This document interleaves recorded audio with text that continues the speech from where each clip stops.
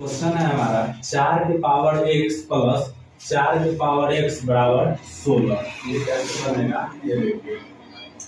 ये दोनों सेम चीज है तो हम यहाँ पे कॉमन कर सकते हैं। 4 के पावर x निकला तो 1 बचेगा और यहाँ भी 4 के पावर 1 निकला तो 1 बचेगा। ठीक है, तो 4 के पावर x गुण यहाँ पे ब्रैकेट खत्म करेंगे तो गुना हो जाएगा 1 1 2 बराबर 16। ठीक है, बराबर 16। आप इसको या लिख सकते हैं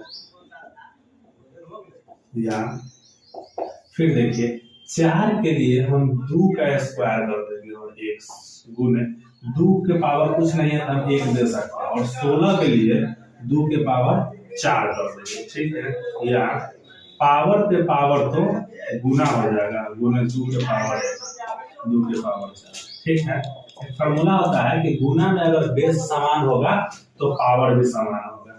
तो गुना में अगर बेस समान होगा तो पावर क्या होगा, जुड़ जाएगा।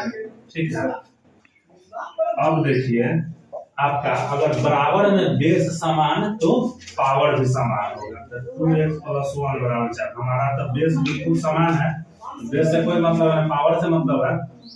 तो या 2x बराबर 4 प्लस में है तो माइनस में 1, तो या 2x बराबर 4 में से गया तो 3। अभी साइड आ जाइए, तो 2x बराबर 3 तो x बराबर 3/2। यही हमारा आंसर है।